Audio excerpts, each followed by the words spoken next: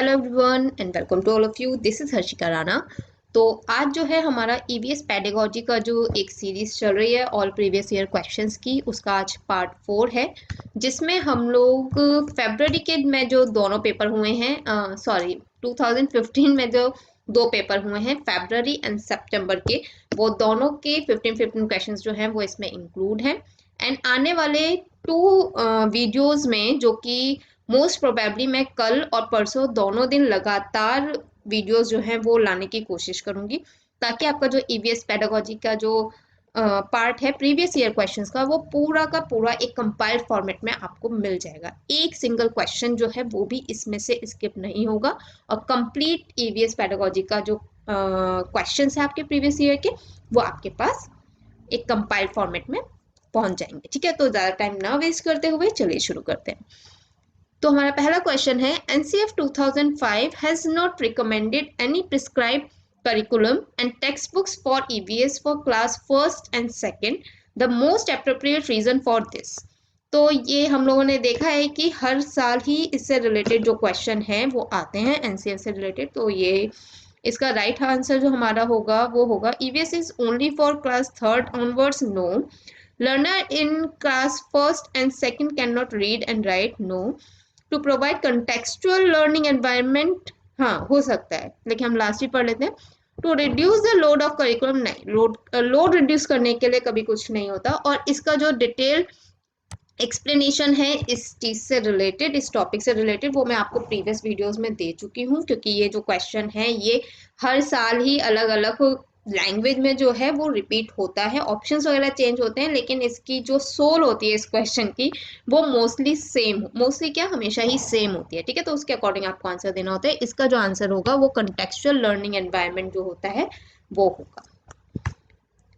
फिर हमारा क्वेश्चन आता है, a teacher has to teach about cultural diversity in food in our country to class 4th students. Okay, which of the following is the best way to teach this topic. Okay, cultural diversity जो है food से related, हालांकि cultural आप किसी भी culture में चले जाइए सभी चीजों में डाइवर्सिटी होती है, पर ये जो क्वेश्चन है ये पर्टिकुलर फूड से रिलेटेड है।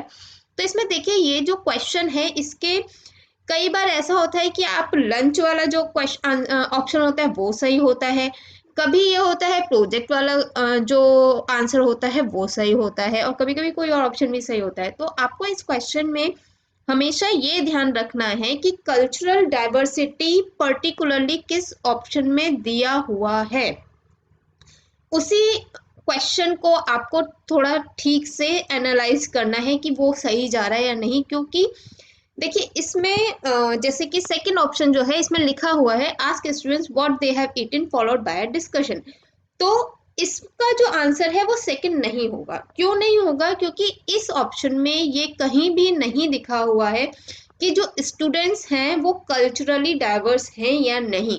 हो सकता है कि किसी भी विलेज में स्कूल है और वहां पे उसी विलेज के बच्चे आते हैं, यानी कि उनका जो एनवायरनमेंट है वो तो डाइवर्स नहीं है, उनका तो सेम एनवायरनमेंट है, कल्चर भी एक ही है। तो उनके पास तो सपोज कहीं पे पराठा और सब्जी का कल्चर है, तो सभी लोग सब्जी रोटी या पराठा सब्जी ऐसी लेंगे, वहां तो डाइवर्सिटी होगी ही नहीं, है ना, सेम खाना होगा, तो वो टीचर कैसे सिखाएगी। तो वहां पे जो है प्रोजेक्ट जो है उसका काम जो है वो ज्यादा एप्रोप्रिएट होगा काम करना, जहाँ पे कल्चरली डाइवर्स बच्चे नहीं है। ठीक है, हालांकि बिल्कुल एक क्या कह सकते हैं कि पूरे स्ट्रेट फॉरवर्ड इसमें नहीं लिखा हुआ है, लेकिन क्योंकि ऑप्शन में क्लियरली दिया भी नहीं है इसलिए हम इसको एप्रोप्रिएट नहीं मानेंगे। और फर्स्ट ऑप्शन जो है उसमें एप्रोप्रिएटली लिखा हुआ है कि डिफरेंट काइंड ऑफ फूड जो है वो बच्चों को एक प्रोजेक्ट के वे में दिया जाएगा, जिसमें वो वेरियस स्टेट्स के जो फूड हैं उनसे रिलेटेड इंफॉर्मेशन ले या प्रोजेक्ट बनाए, तो डेफिनेटली उनको उससे एक नॉलेज जो है वो गेन होगी। तो हमारा ऑप्शन नंबर 1 जो है वो सही होगा। All of the following are indicative of the general approach to be followed for EVS in primary classes except from, okay, concrete to abstract सही है, simple to complex सही है, local to global सही है, abstract to concrete नहीं। D जो है वो हमारा नहीं होगा, क्यों? क्योंकि बच्चे जो प्राइमरी क्लासेस में होते हैं उनको हम लोग हमेशा ही सिंपल से कॉम्प्लेक्स कोई भी चीज़ है, चाहे कंक्रीट हो, सिंपल हो, लोकल हो, हमेशा इसी से हम लोग उसके ऊपर के लेवल पे चलते हैं, क्योंकि बच्चा जो होता है बहुत उनका कॉग्निटिव लेवल जो होता है वो उतना डेवलप नहीं होता, ठीक है। लेकिन ये जो बात की जा रही है ये सिर्फ प्राइमरी क्लासेस की जा रही है। चलिए, फिर हमारा क्वेश्चन आता है स्टडी द फॉलोइंग टेबल, जिसमें हमें पेट्रोल और डीजल के जो प्राइसेस हैं वो 2017 एंड 2014 का कंपैरिजन में दिए हुए हैं। ओके, फिर after studying the above table they meet a class 5th student wrote the following in his notebook। Okay, देखिए इतना लंबा क्वेश्चन जब भी आपको पढ़ना होता है ना, उससे पहले जो है एक बार ऑप्शंस को देख लिया करिए कि किस कॉन्टेक्स्ट में जो ऑप्शन है वो बनाए गए हैं। क्यों? क्योंकि जब हम लोग इतना बड़ा पैरा सा पढ़ते हैं तो हमारे माइंड में काफी सारी चीजें चल रही होती हैं और हम बहुत सारी चीजों को एनालाइज कर रहे होते हैं और काफी टाइम जो है उसमें ज्यादा जाता है। अगर हम लोग ऑप्शंस को पहले देख लेंगे तो हमें पता होगा पहले से ही कि हमें जो पैराग्राफ या फिर क्वेश्चन है वो किस कॉन्टेक्स्ट को ध्यान में रख के पढ़ना है, ठीक है। तो जो ऑप्शन यहाँ पे हम लोग देख रहे हैं वो है इन्फ्रेंस और ऑब्जर्वेशन से रिलेटेड जो है वो ऑप्शन है। तो हमें जो ये क्वेश्चन पढ़ना है वो इसी के अकॉर्डिंग पढ़ना है, ताकि हमारा टाइम भी वेस्ट ना हो और हमारा जो कंफ्यूजन है वो भी ज्यादा दिमाग लगाने के चक्कर में क्रिएट ना हो, ठीक है। तो हम लोग ऑब्जर्वेशन और इन्फ्रेंस के अकॉर्डिंग पॉइंट्स जो है उनको पढ़ते हैं। तो petrol is more expensive fuel than diesel.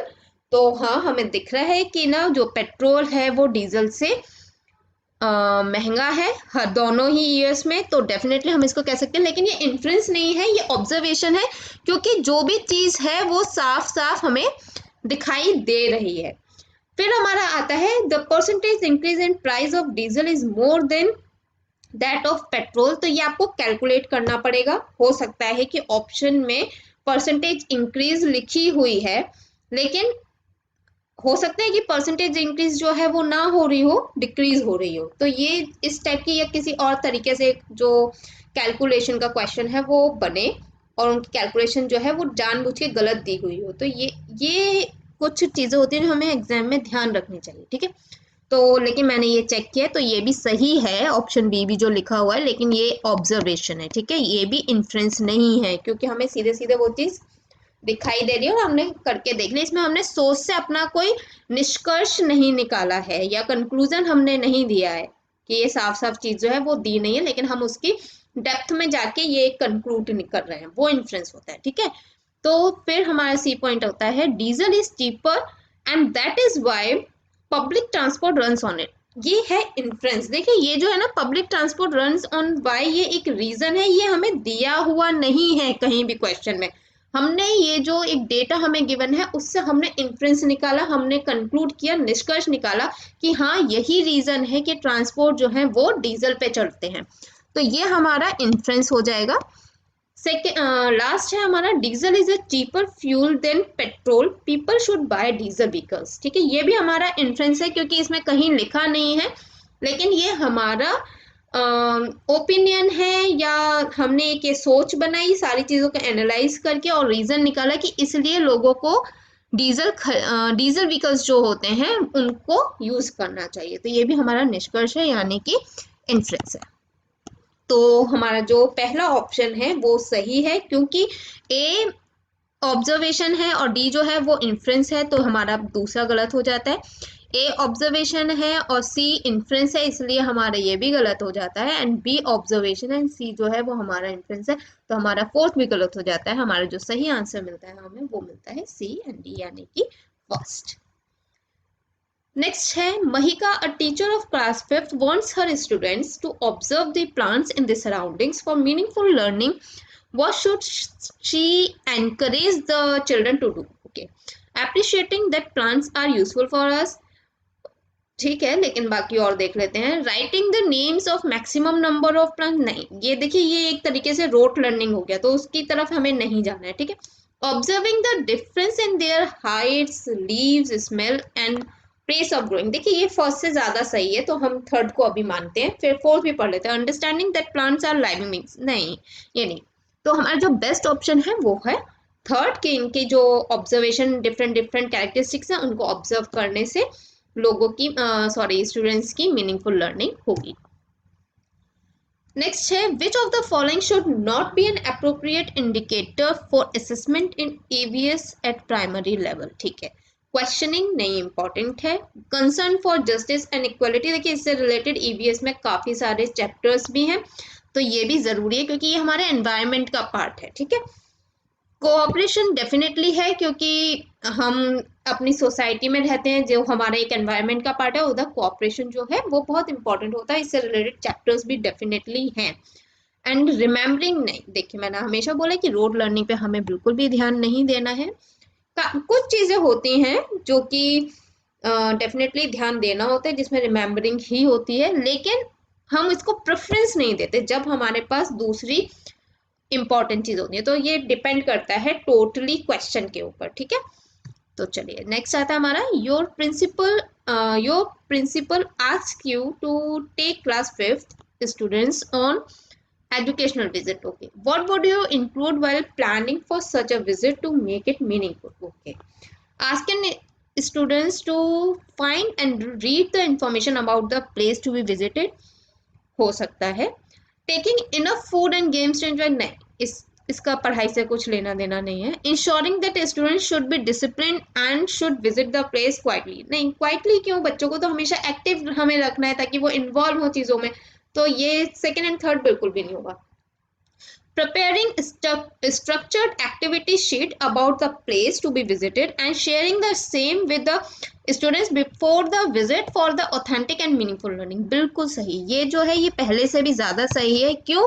क्योंकि बच्चे जो हैं अपने माइंड में पहले से प्रिपेयर हो जाएंगे कि एक्चुअल में जो दूसरा दिन है उस दिन उनको क्या करना है। तो ये एक्चुअल में उनका जो प्रीवियस नॉलेज वाला एक पार्ट होता है ना, एक तरीके से ये उनका बेस जो है यहाँ पे वो प्रिपेयर हो रहा है, और उनको पता है कि कल की उनकी क्या प्लानिंग है और किस वे में उनका जो डे है वो जाने वाला है, ताकि वो एक इंटरेस्ट लेने के वे से उसको विजिट करें। ठीक है, तो हमारा नेक्स्ट क्वेश्चन आता है stories and poems can be effectively used in teaching of EVS at primary level.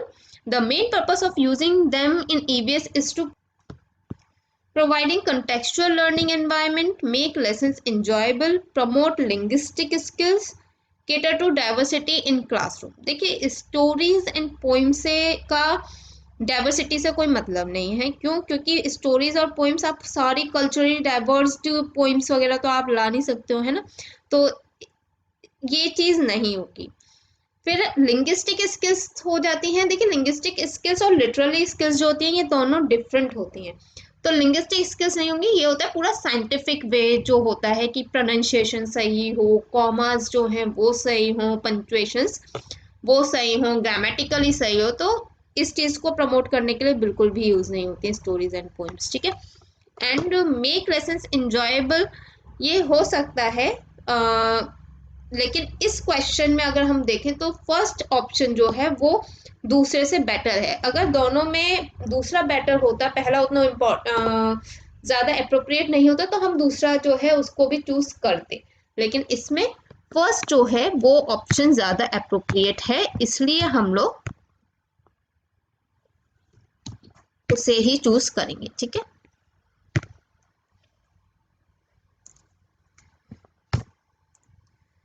फिर हमारा क्वेश्चन आता है how would a primary teacher effectively assess her students of class 4th on the topic of scarcity of water. Okay, conduct a written test in the above topic, नहीं, by finding out how they have started saving water in their daily life. Yes, ये जो answer है यही सही होगा। फिर बाकी जो ऑप्शंस हैं उनको भी हमें पढ़ के चलना है। जैसे कि मैं हमेशा कहती हूँ कि कभी भी एक या दो ऑप्शंस को नहीं पढ़ना है, हमें पढ़ने सारे हैं, चाहे हमें कितना भी 100% श्योर हो, क्योंकि ड्यूरिंग एग्जाम हम लोग बहुत प्रेशर में होते हैं और हमें पता भी नहीं चलता कि कब हम 100% जो है उसको मान लेते हैं, जो कि एक्चुअल में डाउटफुल होता है। ठीक है, तो इसलिए एक प्रिकॉशन वाली चीज़ है, नज़र आप हल्की ज़्यादा टाइम हमारे पास जो होते हैं वो काफ़ी टाइम होता है इसमें, ये क्वेश्चन इतना ज़्यादा टाइम लेने वाले नहीं है, तो 1.5 घंटा जो है वो काफ़ी होता है सारे ऑप्शंस को पढ़ने के लिए। Mapping eight primary level promotes which of the following skill in learners. Okay, calculation estimations नहीं, मैपिंग में ऐसा कुछ नहीं है। ड्राइंग अकॉर्डिंग टू स्किल नहीं। Idea about relative positions and orientation, definitely जो मैप्स होते हैं वो इसी पर ज़्यादा फोकस करते हैं और इसी स्किल को कि नॉर्थ किधर है, ईस्ट किधर है, वेस्ट किधर है, साउथ किधर है, इस तरीके से बच्चों को रिलेटिव पोजीशंस जो हैं और किस तरीके से सारे डायरेक्शंस वगैरह काम करते हैं सिंबल्स वगैरह के साथ, ये हम बताते हैं।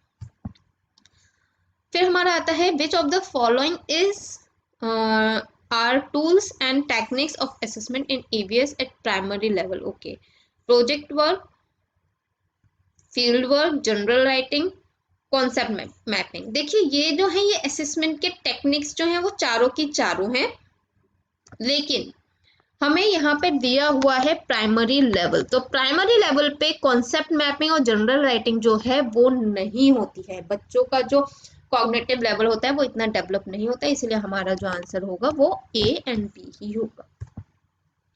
Which one of the following strategies seems most appropriate for teaching maps to primary graders? Okay, instructing learners to bring the map of India from their home? No.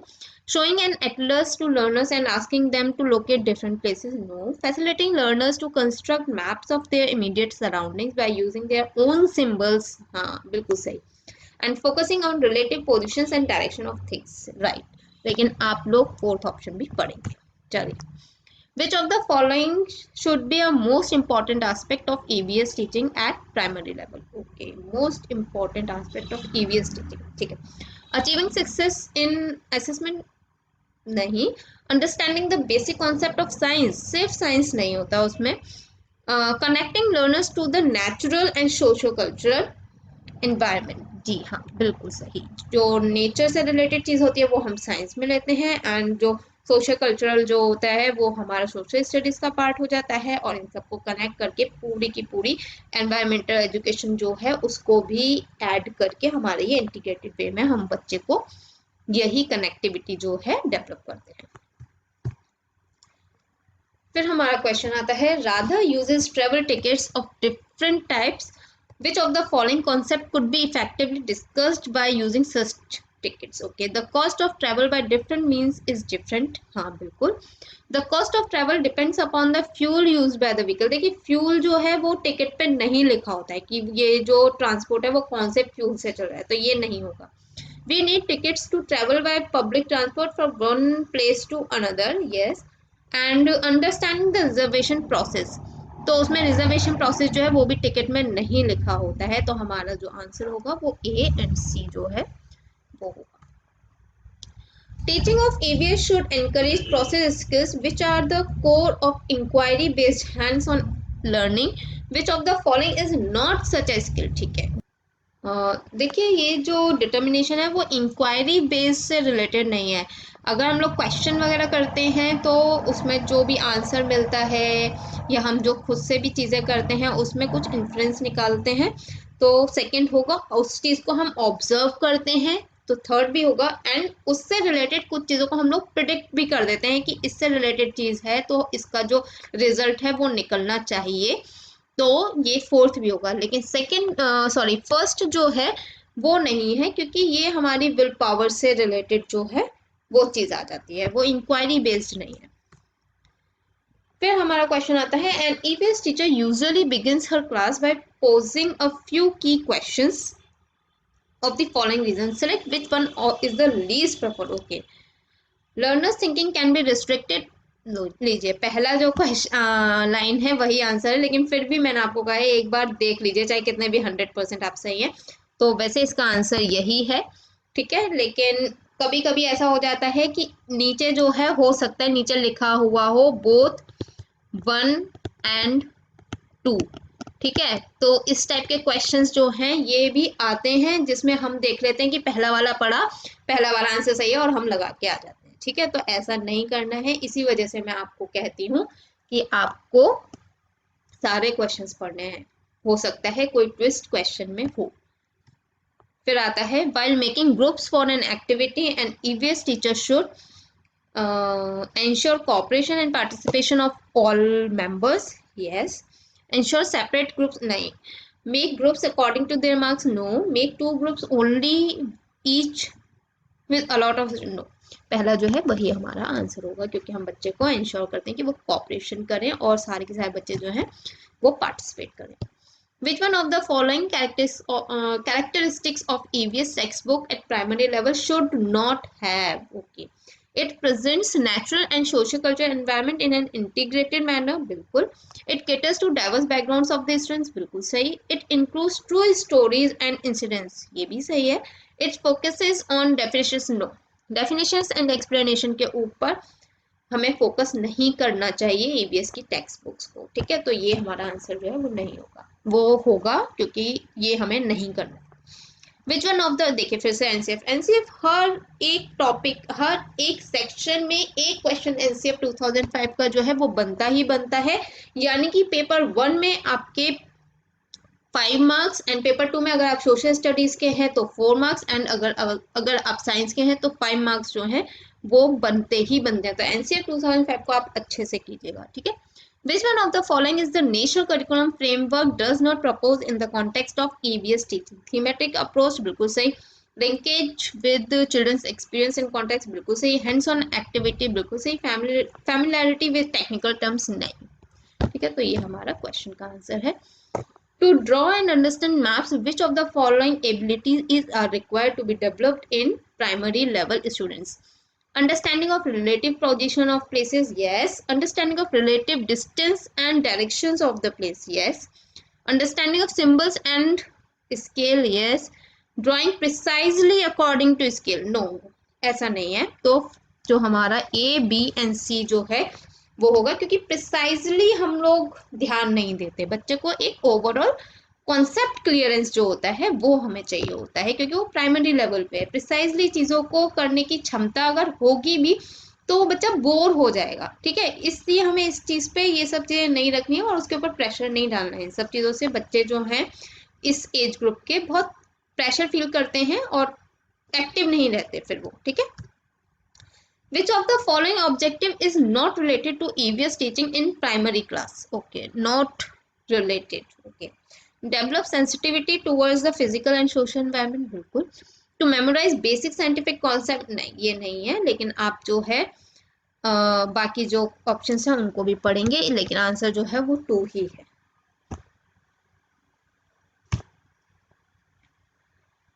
A teacher took up plants as the theme to teach class 4th students. She provided the following learning opportunities. Okay. Collection of leaves in groups, discussion about shape, size and other features of leaves, making a herbarium. ठीक है. For such activities, what should the teacher not encourage the most? Okay. Children's interaction with each other, observation and cooperation. नहीं, बिल्कुल होगा. Children's initiative to memorize as many. देखिए ये option mostly देखने के लिए आपको किसी ना किसी में मिल ही जाता है मेमोराइज, तो हमें ये नहीं करना है. Children's detailing of the work, detailing of the work. देखिए डिटेलिंग में ये हम मोस्टली कम प्रेफर करते हैं, लेकिन इसमें बिल्कुल लीस्ट वाला जो है हम उसको प्रेफर करेंगे. फिर हमारा जो 4th ऑप्शन है वो है children's continuous engagement with the activity. तो ये भी ज़रूरी है. हालांकि डिटेलिंग ऑफ द वर्क जो है वो भी बहुत ज़्यादा ज़रूरी नहीं है. हाँ, देखिए ऑप्शन में जो है ये मोस्ट जो है वो भी लिखा हुआ है, यानी कि एक से ज़्यादा आंसर्स हो सकते हैं. तो डिटेलिंग देखिए हमें ज़्यादा ध्यान देना भी नहीं है डिटेलिंग पे, लेकिन जो सबसे कम इम्पॉर्टेंट है हमारा वो है हमारा ऑप्शन नंबर 2, जिसमें नेम्स जो हैं उनको याद करने पे यानी कि रट्टाफिकेशन पे ज़्यादा ध्यान दिया गया है. फिर हमारा क्वेश्चन है the nature of environment studies does not advocate that children get a lot of space to explore. नहीं. Children make fewer mistakes. देखिए बच्चे जो है वो बहुत मिस्टेक्स करते हैं, इसलिए हम उनसे ये एक्सपेक्ट नहीं कर सकते कि वो कुछ कम मिस्टेक्स करें या कुछ करें. ठीक है, तो हमारा जो ऑप्शन है वो 2 जो है वही सही होगा.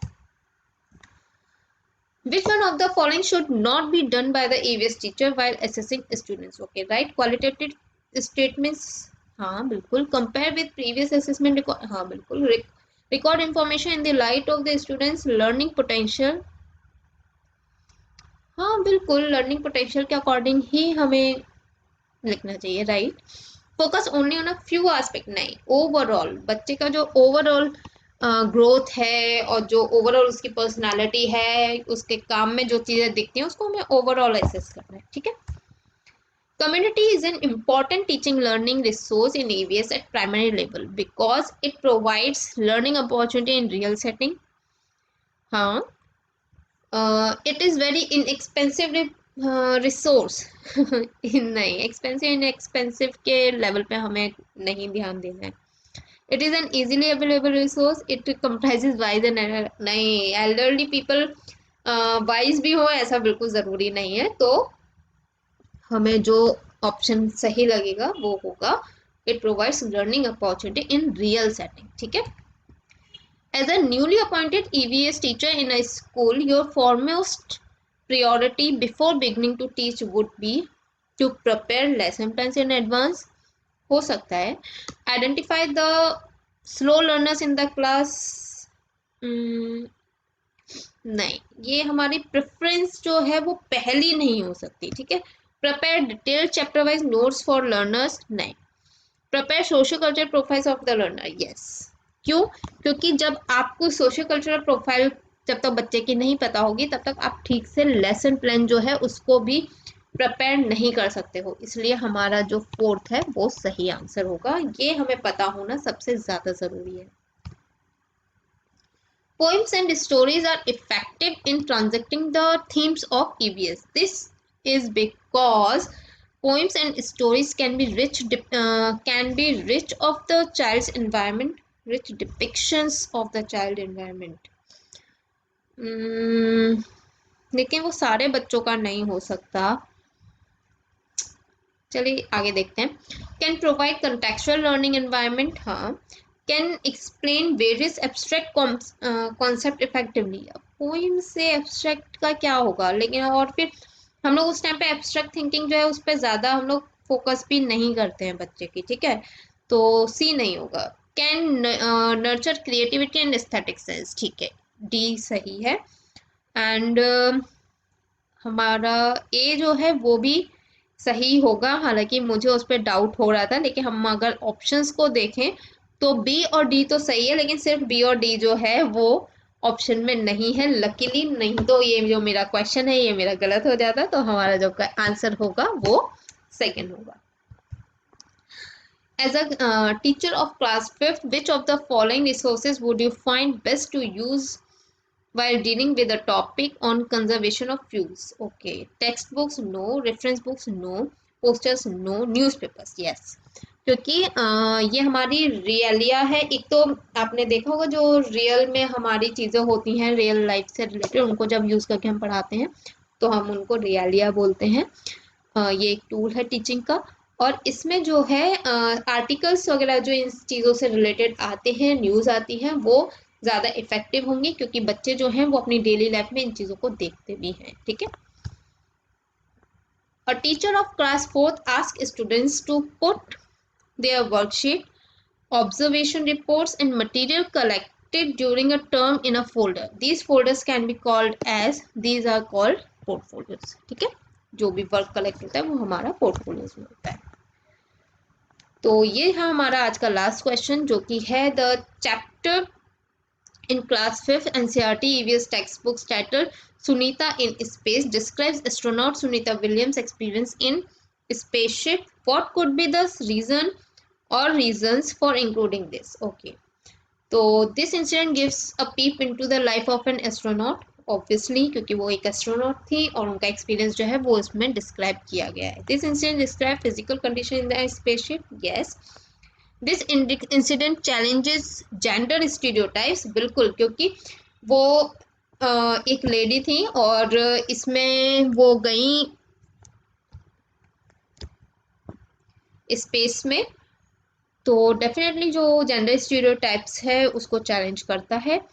This incident helps in explaining the concept of gravity, definitely क्योंकि वो स्पेस में ग्रेविटी नहीं होती है तो उसकी एक कनेक्टिविटी को हम लोग इसमें बच्चे को अच्छे से डिस्क्राइब कर सकते हैं, तो हेल्प करता है ये इंसिडेंट। ठीक है, तो A B C and D जो है वो हमारा आंसर होगा। हालांकि इस चैप्टर में डायरेक्टली जो है वो ग्रेविटी के बारे में नहीं दिया हुआ है, लेकिन देखिए ऑप्शन भी इतनी ब्यूटीफुली ये लोग प्रिपेयर करते हैं। इसमें लिखा हुआ है this incidents helps in explaining, तो डेफिनेटली जब आप ग्रेविटी को पढ़ाएंगे तो इस इंसिडेंट को आप एज एन एग्जाम्पल जो है वो आप यूज कर सकते हैं, तो ये हेल्पफुल होगा। ठीक है, तो ये था हमारा आज का वीडियो। अगर आपको पसंद आया तो प्लीज लाइक कीजिए, शेयर कीजिए, सब्सक्राइब कीजिए। Thank you so much.